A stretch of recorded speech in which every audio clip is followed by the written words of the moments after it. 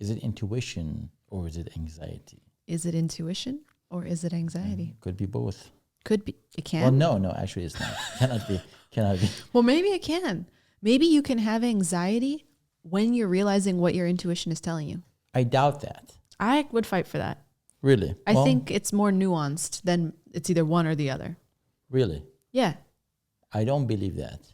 That's you. Because let's say you're going to go on a roller coaster.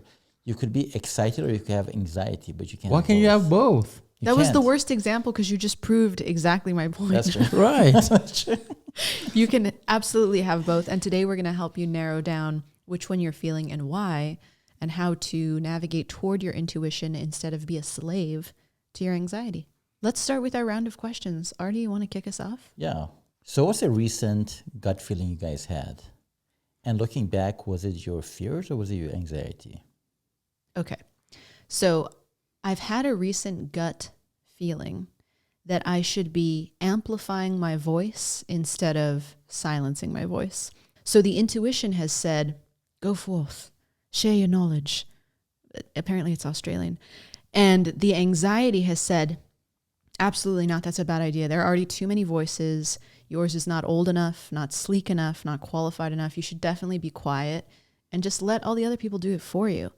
And it's been this constant battle of the two wolves, if you've ever heard that. Yes. But I can clearly distinguish which is which because the intuition is this inspiring, warming, gut-opening feeling. And the anxiety is this chest clenching, like my throat gets dry. Yeah. I get tired all of a sudden. I'm like, oh, no, I'm too exhausted. Like suddenly my energy went from 90 to 10. Strange. But I think that's the anxiety kind of masking so that I don't go for it. Yeah. What about you, Kevin? My gut feelings usually are business related, work related. I know one of our clients has decided to play a game and not pay us. So my gut from the get-go was that this is how he plays. There's no intention for him to make things right, even though he makes it sound like it's all a bunch of misunderstandings and wrong time, wrong place. And I was 100% right on that one. The more I know this person, the more we exchange emails, I realized that my intuition was 100% right. And I think part of it actually, maybe my fear snowballed it.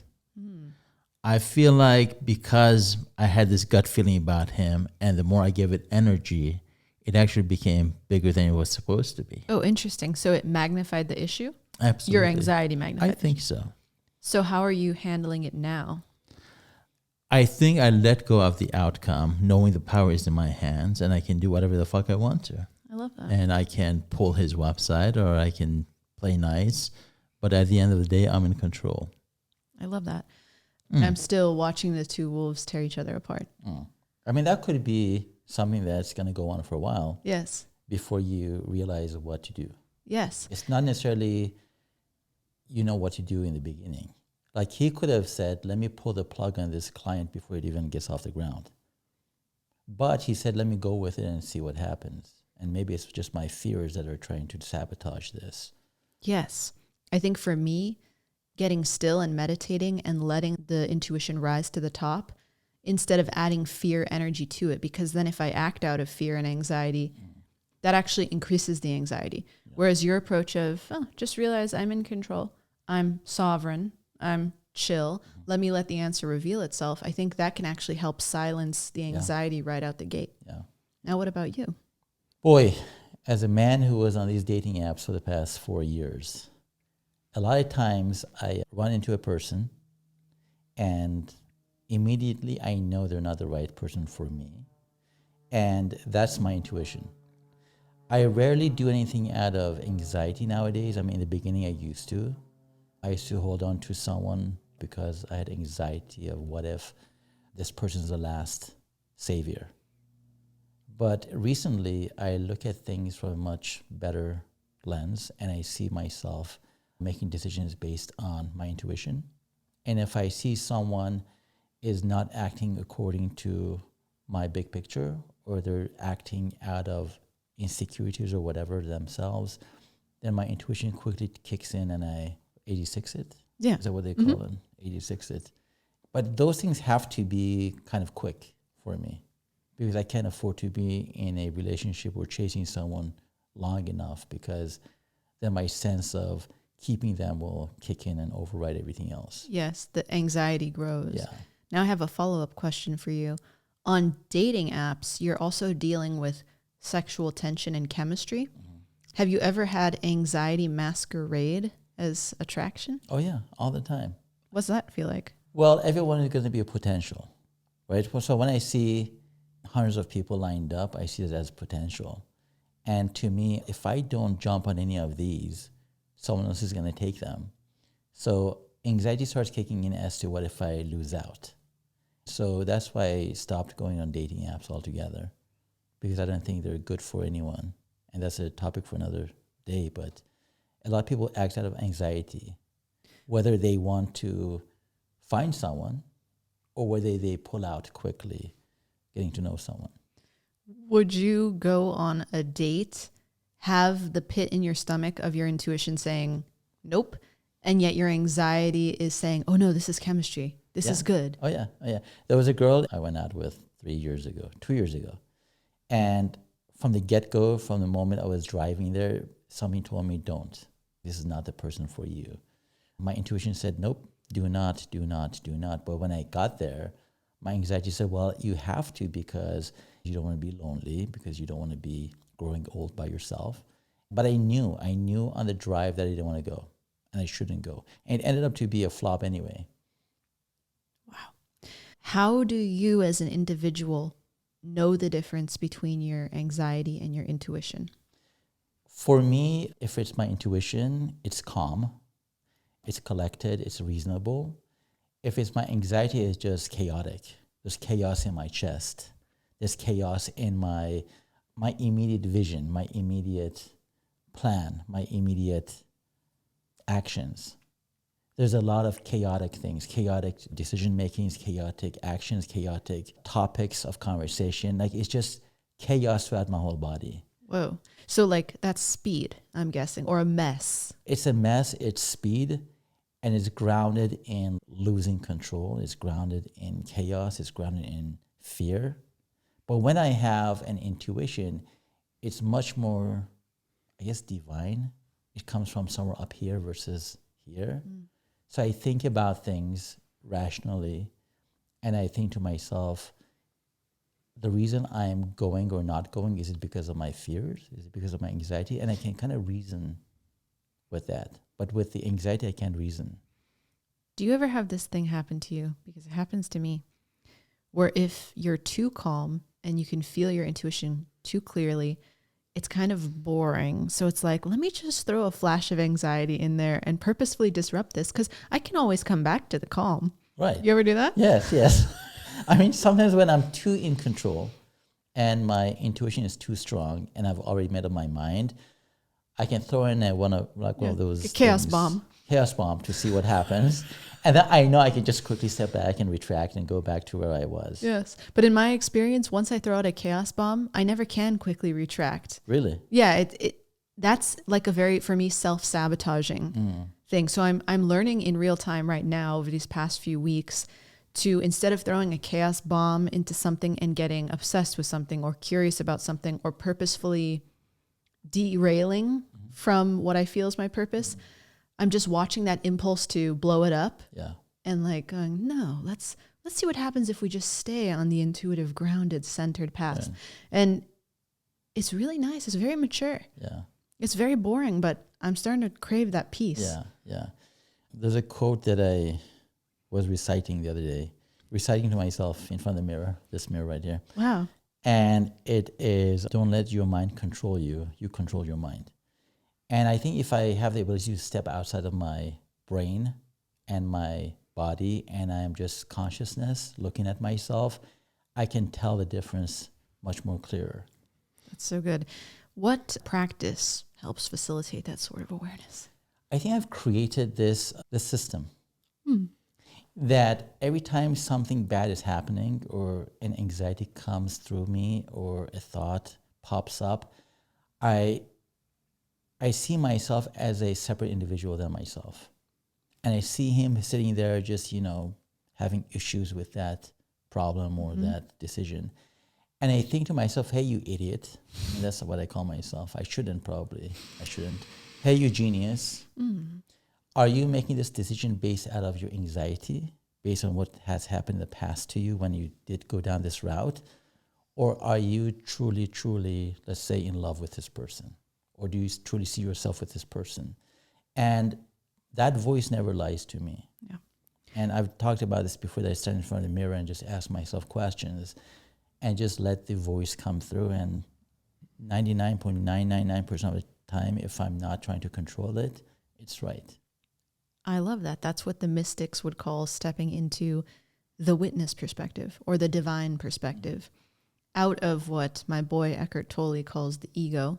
I have some beef with this framing around the ego being an enemy, but that's for a separate conversation. And seeing yourself from that higher vantage point. Yeah. But that takes practice. I was going to try to get you to say meditation. It's okay, you didn't. That's fine. I'll say it. That meditation has been really helpful for me for developing the ability. Yeah. Because sometimes you know it's the right thing to do. I know, but I can't. The reflex is not there. Well, actually, meditation was the key concept to get me to start seeing myself from a third person. He likes to call that system. The system. Meditation is system. Oh, no, literally, this office used to be an extension of the garage, right? The tandem garage. And one night, when I first moved in with no furniture, I came into this exact area of the garage, which was the most isolated part of the house. And I sat down on that floor right there with all the daddy long legs, and I started meditating. And I did this for 3 weeks. Every night, 10:30 at night, I used to come here. It was the most uncomfortable situation to put myself in, but I did it. And I sat right here in front of this camera. Well, this camera wasn't here, but I sat here and I meditated. And after 3 weeks, I think I started having that experience that I can actually go outside my body in a sense that I am a third person perspective kind of a thing.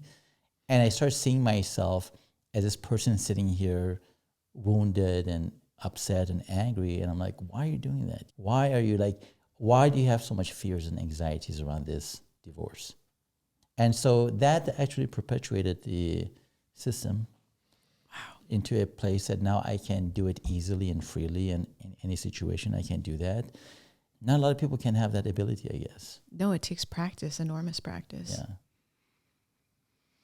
So Kevin, to you, I would ask my follow-up question, which was, how do you know the difference between your anxiety and your intuition? I'm spiritual. So I always feel like intuition is a guardian angel. So it feels right. Whether it's positive or negative, do it, don't do it, I feel like it's coming from the ancestors. But when it's from a different place, I feel my hands are cold. There's something going on in my chest.